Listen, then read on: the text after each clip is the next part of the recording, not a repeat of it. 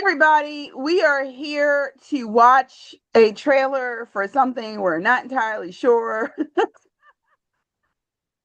we're about to find out. So, yeah, let's It's do it. it's mid. It's giving mid vibes. I don't know. I don't even listen. Okay, Listen. I'm just I don't trying have to get through this. I don't have a lot of hope for this trailer because having watched the first trailer, I was like, oh, but let's go. Yeah, and that's the other thing. Like, I don't know. Oh, We're gonna talk about it. We're gonna talk about it. at least the ring is green. At least the ring is green.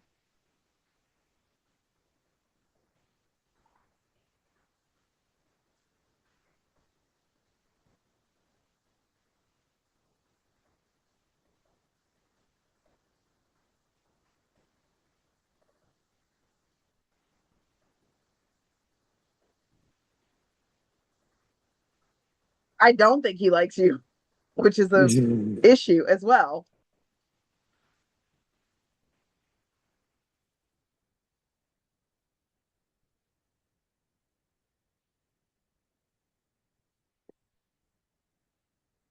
I do love that they're using old footage of Kyle from back in the day. You mean how? Yeah, no, Kyle Chandler from other stuff Oh, the stuff. as Yeah, yeah. I see what you're saying. as You Hal. look. You say Kyle, and I'm thinking Kyle Rayner. I'm like, no, no, no, no. That ain't Kyle Yeah, I Rayner. was thinking about Kyle Rayner too.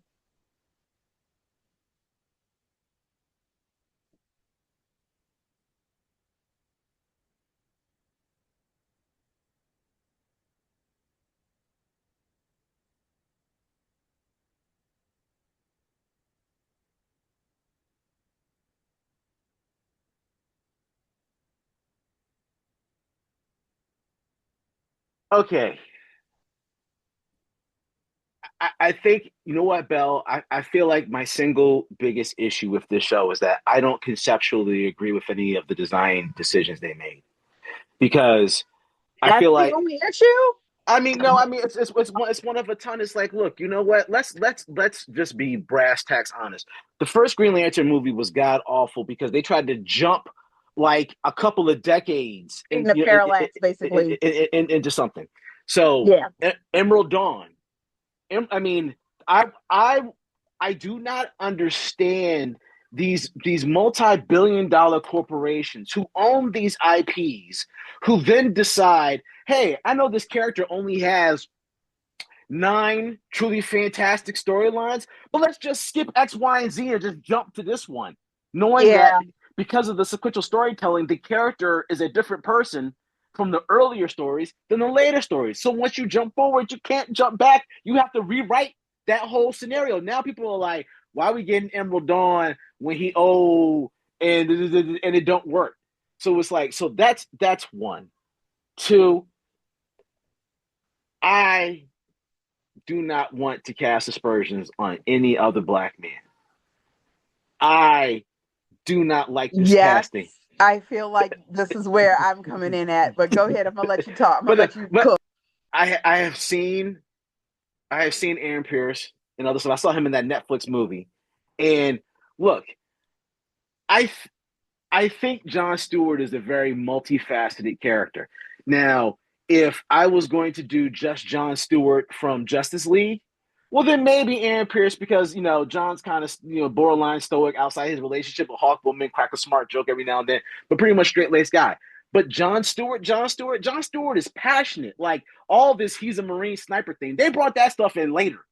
The early stuff is and I just don't feel like Aaron Pierce has Here.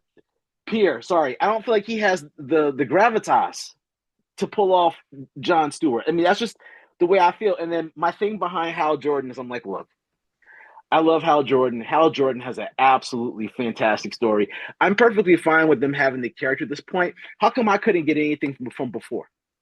Like, let me build up. If you're going to have a character that's jaded, why don't we build up to why he's jaded? Why don't we have he's seen the Guardians and the Guardians don't think do things the right way and he's been a corpse legend for so long he sees all the errors in the corpse and now he wants to be different. But again, I'm jumping everything. And then lastly, and Belle, this is actually my single biggest issue with this show. The best change to Green Lantern in the last 40 years was when Jeff Johns said, you don't get picked to wield the ring because you're fearless. You get picked to wear the ring because you have the capacity of overcoming great fear. That was the single greatest twitch, and it made every single Green Lantern character better because you knew they were all afraid and you knew they were acting through their fear and they were still winning. So we're just gonna leave all that on the table to do this. So I'm not saying that the show's gonna be bad. I'm just saying, as a for real Green Lantern fan, as somebody who wore a Green Lantern T-shirt as a symbol of hope when he walked in for his bar exam, y'all skipped over a lot of damn stuff. That's it. That's mine.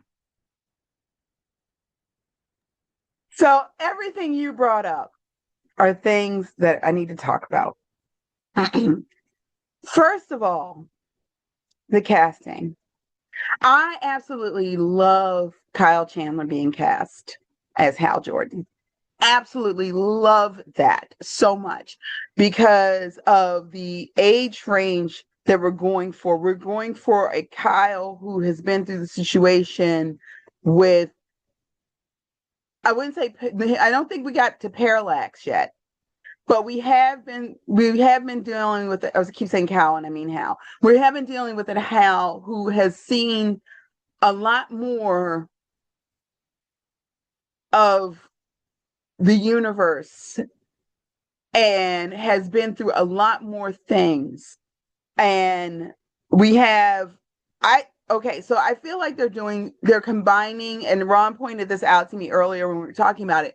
It feels like they're combining the Mosaic arc, which is very John Stewart heavy, with the Road Back arc, which is very Hal Jordan heavy. And this is after Hal has been through some shit. Basically, the situation with Carol, for those who don't know, Carol Ferris, who is John's Selena Kyle for all intents and purposes, became a Star Sapphire. She was his one true love. Like, they were planning to be married before he got the Green Lantern ring. They were in it to win it. And then he got the Green Lantern ring, and all kinds of hell broke loose, and that was the whole thing. And then she ended up becoming the Star Sapphire. So this is post all of that. And post her basically, because Queen, and I'm saying her name wrong, and I know I'm saying it. I feel like Queen Agapo was going through it, and Carol ended up having to be the one to run the Star Sapphires, and that was a whole thing. And she couldn't, she was trying to balance that as well, and it was a lot more like being a Green Lantern is different than being the head of the Green Lanterns. That's a whole different ball of wax. So Hal was going through a whole walk the earth, as Ron put it, which is a really good way of putting it, walk the earth moment. And so this feels very much like this is him going through his walk the earth time. And we're probably going to get flashbacks to a younger, less jaded Hal Jordan, who, like I said, I love that they're using old, because I have adored Kyle Chandler since Early Edition. Do you even remember that show? That was a fantastic show with him and this absolutely stunning black woman, dark-skinned black woman at that, which is, I'm about to lead into something with that. Dark-skinned black woman at that as the lead, as journalist. And it was such a great show. And it did not last for very long, but that was the first time I saw him. And I was like, who is this man? And who is this lady? And they both get fine. And I loved them. So him being cast in this part makes me very, very happy. I think he's going to bring the right level of Hal Jordan's gigantic heart, because the one thing about Hal that has been universal is also, unfortunately, the thing that led to the Parallax situation, is that Hal has a really big heart. And when Hal is hurt, when something bad goes wrong, Hal sometimes does not handle it well. And that is one of those things that allow situations like Blackest Night, Parallax, all of these things happen in the comic books. However, Aaron Pierre is a beautiful, beautiful man. He is an amazing actor. He truly is. No, Aaron Pierre is honestly one of the most striking men I've ever seen in my life. He genuinely is. And like, beauty is beauty. I don't care who it is. There are some people you see and you're like, my damn, face that launch 1,000 ships. Most definitely. Oh, shut up, you. But Jon Stewart was drawn to be a dark-skinned black man for a reason. And colorism is still a thing. And it's one of the reasons why I never jacked with The Harder They Fall. I know everybody loved that movie, whatever.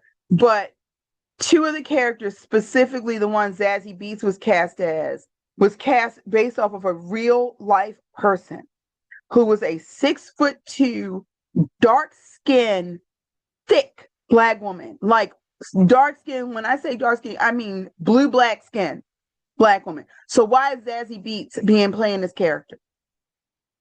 And that was a real person. That was a real human being. Like these people getting all up in arms about Lupita Nyong'o being cast as Helen of Troy. And I'm like, well, first of all, Helen was birthed from an egg with her twin sister. So calm down. And we never get any description. We just know that she's the most beautiful woman in the world. So Lupita being cast actually makes a perfect sense. But this is one of those situations where I'm like, I'm trying to give it a chance. I am deeply trying to give it a chance because I like both of these actors so much. So much. And I think they're both really, really good at what they do. And I think they both have amazing range. But at the same time,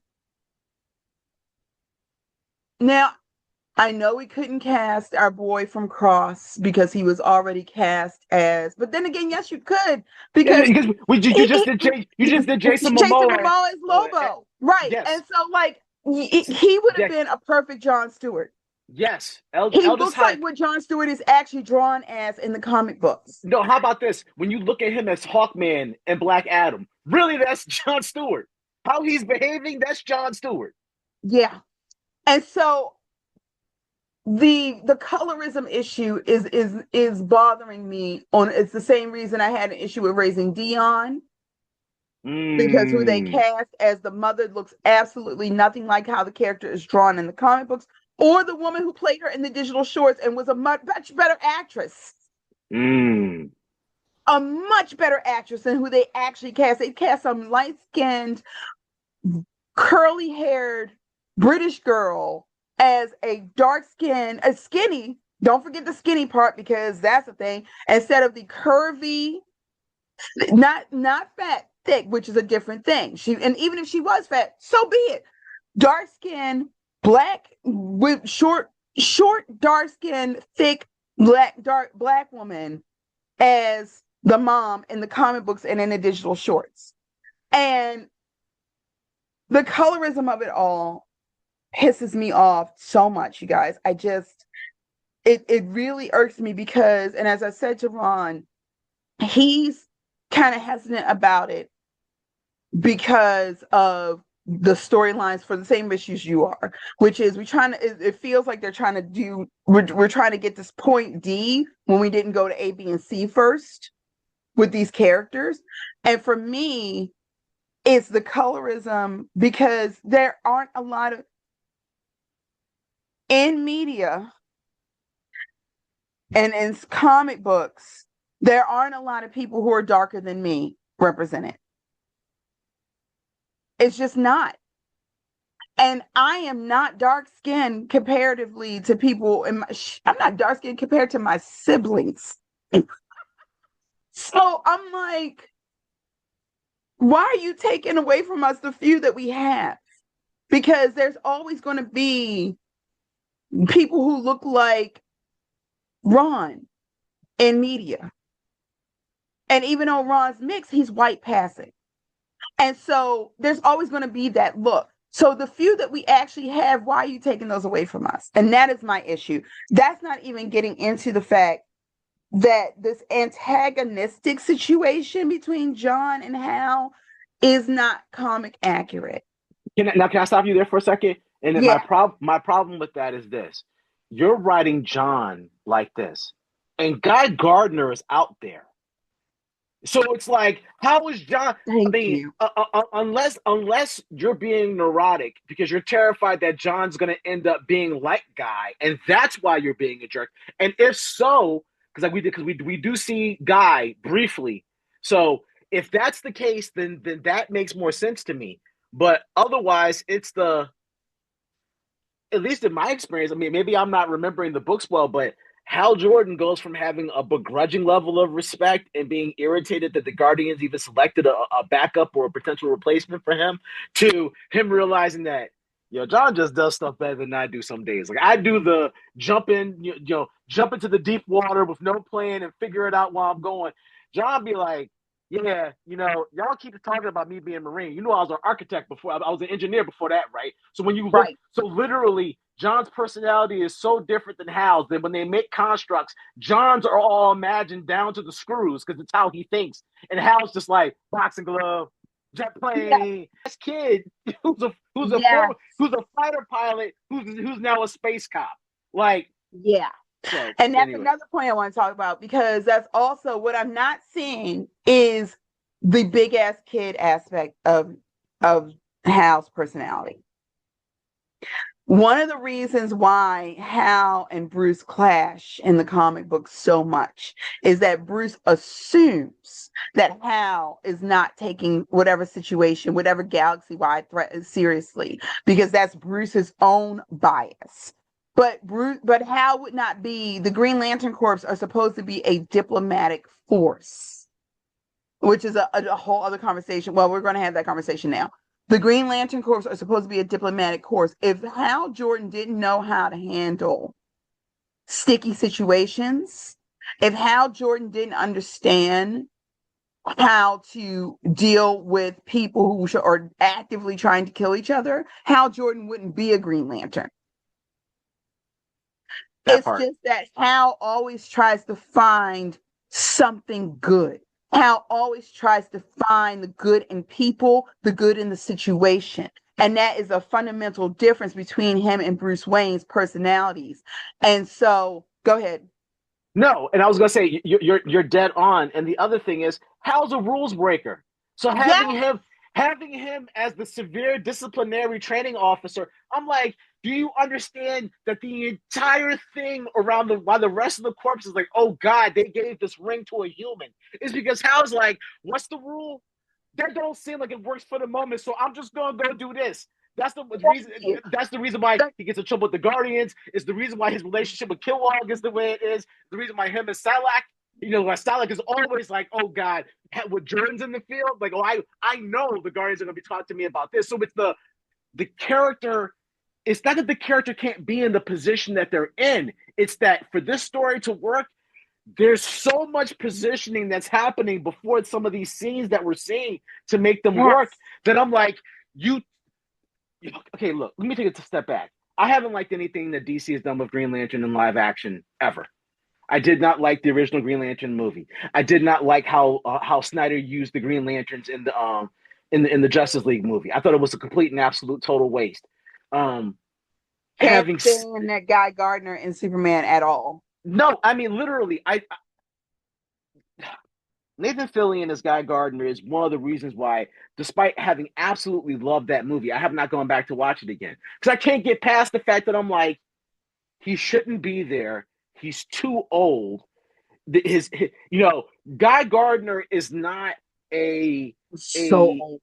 Well, I'll put it like this. Nathan Fillion could have been a good Booster Gold 20 years ago. That's Yeah. that's the lane that he's in. So I'm just saying, for everything that I've seen out of DC when it comes to Green Lanterns, they seem to not be able. They seem to conceptually not understand how to use the characters effectively, and they seem to want to avoid the one general, I think, a place of agreement for most fans, which is Green Lantern Corps and Green Lantern as a property were fairly dead before Johns got involved. For whatever other problems you have with Johns, the best work that Johns did at DC was Green Lantern. Of that, there's no, because it literally went from a backwater book, so I could say Blackest Night, and people who had never read a Green Lantern book, boy, did they read Blackest Night. They read the hell out of some Blackest Night. So, I mean, again, I could be wrong. And for the record, I want to be wrong. I want to be wrong. I want this to be great. Yeah, same. I don't like how the ring looks when we see Hal in the suit. I'm like, nah. I'm like, It's interesting because there is, and it's weird because somehow Nathan Fillion looks older than Kyle Chandler, even though yes, Kyle Chandler is older than him. yes, And guys should be younger than yes. Kyle. Kyle Chandler is in his 60s, I believe. And he looks way younger than Nathan Fillion. Nathan Fillion is aging like milk. Okay. And so Bell, and Guy Gardner is a red pilled alpha male of he Caucasian just of Caucasian descent. That's like I mean, and the whole reason why he has to be that thing is because that character's arc is growing out of that. Now, granted, yes. it Especially took once he becomes a certified counselor. He right. becomes a social worker, and that breaks him out of a lot of his BS. And so um it is an incredibly frustrating to me. Ron just Oh God, I don't. I probably don't even want to know. makes him look like a blonde 65-year-old, a bald 65-year-old wearing a toupee, and it really does. Oh, Because okay. there's so many ways that they could have fixed, they could have done the hair, especially knowing what Guy looks like in current continuity. And instead, they went for the full bowl cut. And I'm like, if you're gonna do it, at least give it some kind of shit. Okay, we don't have time to talk about how much I hate Guy. Hey, let me change that. We don't even have time to talk about how much I hate the current version of Guy in the DCEU because Mm-hmm. I hate him with the passion of 1,000 suns. Mm. I hate him so much. I hate the actor. I hate the way the casting. I hate the way he's written. I hate him. But going back to this, which is another thing, the only time I saw any of the Hal that I know and love, the Hal who buries his PTSD under humor, was when he jumped out of the car in the trailer and was like, "All right, Junior," and jumped out of the car. That was in the first trailer Uh-huh. where like John was talking some smack and Hal was like, you can get the ring if you can get the ring and if you can wield the ring." And then John was talking something. He was like, "Okay," and then he like opens the car door and throws himself out and leaves the car running. And John either has to grab the ring and make it work or die. And he was like, and I'm like, that is 100% an Hal Jordan type of thing to do. That is 100%. That was It, the first time I saw Hal Jordan, and that entire. I'm like, yep, that's something Hal would totally be like, "All right, bitch, let's so finish." I I agree with all that, but what I would like to talk about for a second is the ring. There have been two rings over the course of my entire life, from being a little kid and discovering comic books and falling in love. Two rings that I ever dreamed about having. One is a Legion flight ring. The other was a Green Lantern ring. How come y'all can't make the ring look good? People like, I mean, when I tell Players you, have made better looking versions of the ring. when I tell you, I've seen better looking. I've been seeing better looking versions of this ring on Etsy. So it's, I mean, and I'm sure it was somebody phenomenally talented who was the costume designer who did all this stuff. So please don't think I'm throwing shots at you, because you got a skill set that I sure as hell can't touch. But all I'm saying is it's like the ring's got to look like it is a bright green damn ring. It stands out the ring stands out on the uniform that's got green on it as well. Like, it's that much of a verdant green. So I'm just kind of like, every time they show the ring, I'm like, oh God. I'm like, that's not it, but I can deal with it. But damn. It's funny you should say that because one of the things I did notice in the trailer, and I noticed it in that scene where John looks like he's like the people are crying on the street and John looks like he doesn't know what the hell's happening, is that he had the old school Alan Scott lantern. And as Mm. somebody whose mother owned the first appearance of Alan Scott, um and whose mom is a devoted. My mom still collects Green Lantern comics. Really? You didn't know that? Yeah. No. She still collects the Green Lantern comics. That's her favorite character. That's one of her favorite characters because there was something about the character having to overcome their fear. And as a young Black girl in the South, or the North as Maryland is, who literally grew up in Klan country, having a hero whose powers don't come from being off from a different planet or being a rich white boy, but actually comes from their strength of will really connected to her. Mm-hmm. And so she had the first appearance of Alan Scott. And she, to this day, she literally has a giant binder, and she actually keeps her comics better than I do anymore. She has a bunch of old school notebook binders, and each one has a sleeve and has a run of a specific Green Lantern run, and each binder is in there. My mom's in her 70s, y'all. Sometimes you're just a nerd for life, and that is a good thing. I hope I'm that cool when I'm in my 70s. So seeing John walking with that, like that was the moment. That was the one moment in the entire trailer where I got a chill up my spine. That I was like, yes, this is what I'm looking for. Seeing him walking with the actual lantern, it just, there's something about seeing the physical lantern like that just made me happy. And it's like, that looked right. That was the other thing. That looked right. That looked like the old drawings of the lantern. So I don't know. We don't have time for us to talk about the space copness of it all either, because my mom we were talking about it, and she was like, I'm not as familiar with the other Lantern Corps, and I feel like the Lantern Corps have changed a lot. And I said, yeah, because the Green Lanterns are supposed to be a diplomatic corps, but they've become known inside, even out for people who don't know anything about the comics, they've become known as space cops. And I kind of want them to touch on that. Let me stop you there. Where do 95% of all Green Lantern stories take place? In space. Okay. Would you say that over the course of the time that you've read Green Lantern, the only time when they're actually on Earth is when like an abnormally large threat is threatening Earth? Like Earth tends to be more of an event location than where the story happens. Yeah. So again, from a conceptualization standpoint, space cops who aren't in space. It's just like, don't even get me started on that, because that. No, I'm just saying, man. I mean, this is some straight, like, peanut butter, no jelly.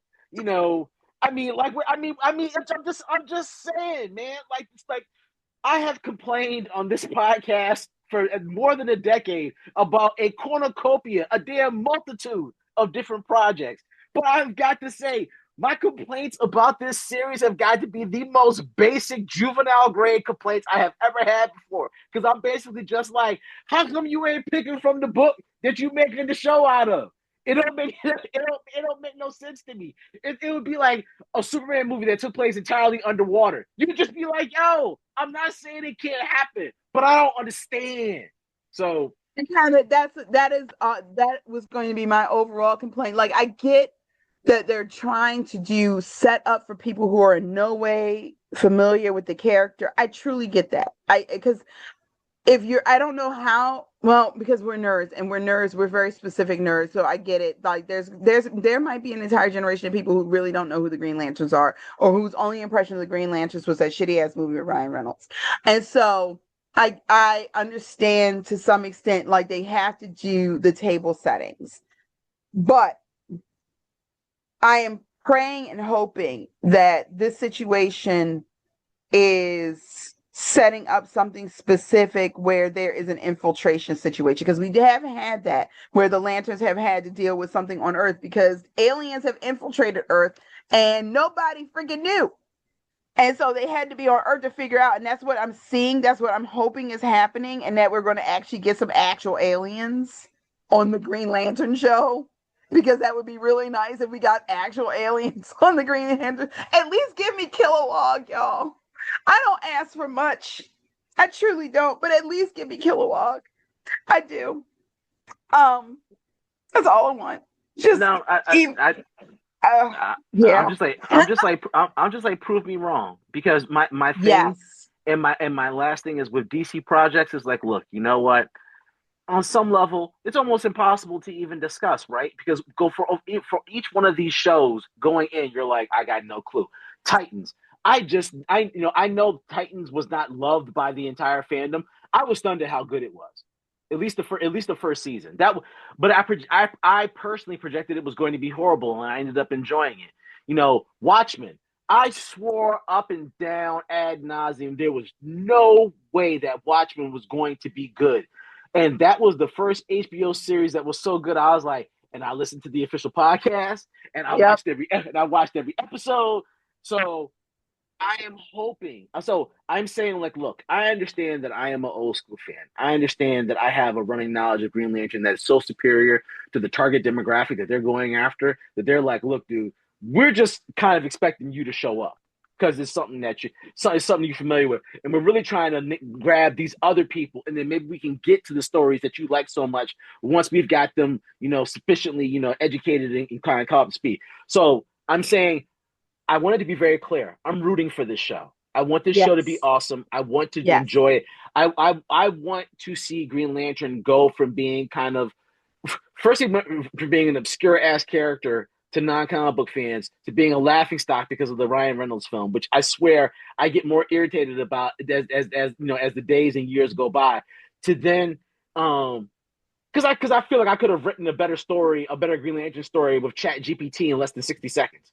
Yeah. It would have been AI slap to its supreme level, but it's got to be better than look at my costume, boom. So I say all this to say I hope Lanterns is a great show. I hope it's really well done. I think conceptually they've made some really difficult choices, and that could end up producing some really great art. And I do think the actors are talented. I didn't see anybody who was cast that I've ever been like, if they were ever bad in anything, it was never their fault. It was the script's fault. Yeah. So I want this to be good. I'm hoping it's going to be good. I think the potential for it to be there, to be good, is there. I think um, you said they sacrificed a lot of things narratively along the way to get to this point, and so if you're going to give up those things, I want there to be a good payoff. And I will say this to show that I can accept the fact that my viewpoint is not necessarily the thing that should be determining everything. Earlier on this show, you guys heard me complaining about comic book companies skipping stories. Marvel just skipped over like a ton with the fact that when they brought Luke Cage and Jessica back, Danny Cage is already here. Um, but it makes sense for those characters and for what you're doing with the universe. So I just want to be clear. It's not like you can't skip a lot of stuff and not end up making something really awesome. It's just you got to Mm-hmm. be extraordinarily thoughtful about it because it's kind of like you don't want to you don't want to throw out other pieces of gold while you're going gold mining, right? You want to get Yeah. it all. So, and I'll leave it there. I think you made a very good point, and it's something that Ron has said as well. And that's something I'm holding on to with every fiber of my being, which is remember when Michael Keaton was cast as Batman and people lost their damn minds Yep. and they were like, oh no, he's not right. And then he's to this day, him and Kevin Conroy set the standard. Yep. They set the standard. No other Batman has been as good. The only ones who've come close is Affleck, which was again, so everybody lost their minds when he was cast, but Affleck actually understood no one has quite gotten the dichotomy between Bruce Wayne, and I should say trichotomy, between Bruce Wayne, and Batman. Yet no one has quite gotten that, but that's a writer's fault. Yeah. That's less the actor's fault and more the writer's fault because everybody wants to jump to Batman but not understand the complexities of the character. Um, and then the same thing with Pattinson. People were losing their freaking minds when Pattinson. I was like, he's gonna be good. That was one time where I was like, no, I've seen him in enough stuff that's not Twilight to know that boy can act his butt off. He's gonna be phenomenal as Bruce. The question is he gonna be able to play the Brucey Wayne part, which we didn't really see in that movie. And the same thing. Now, I didn't remember this, but apparently people were losing their minds about Christopher Reeve being cast as Superman because he was like a Juilliard trained actor, and they were like, Mm-hmm. "Ew, what? Why? Ew!" And then he became the iconic Superman that everybody else has been trying to live up to ever since. So I am that, and what you said about Watchmen. I hated Titans. I'm sorry. I'm not gonna lie. I hated everything. Everybody except for Starfire and Hawk and Dove was yeah. That's a whole other conversation. We don't have time. But I loved Watchmen. I loved Gotham, even though a lot of people hated it. I'm like, no, actually, Gotham did a lot of shit right. Like, especially looking back on it, Gotham did a lot of stuff right. Um, when DC's TV series hit, they hit hard, and they're so good. And so, all that to say, I am cautiously optimistic,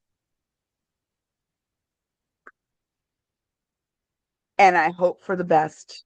Because if this opens up the wider universe and we get off of Earth, so tired of being on Earth, and we have only gotten Supergirl and it's not even out yet. And I'm so tired of being on Earth because that is the one thing that both Marvel and DC have been, other than Guardians of the Galaxy. It's literally, there's a galaxy out there. It's the same thing that Star Wars is falling into the trap of. If you set your show in a galaxy, show us the damn galaxy. So if this helps us get to the galaxy, I'm fine with it. I'm fine with it. On that note, thank you guys for hanging out as we did a much deeper dive in this than I thought we were going to. I did not, it was very rare that we do a trailer breakdown and it takes like 30 minutes, but this was a time that it felt like it needed to be. I think because we both love, all of us, I think, love this property so much. And at least for me, and yeah, and for Armand too, we have such deep emotional generational ties to it.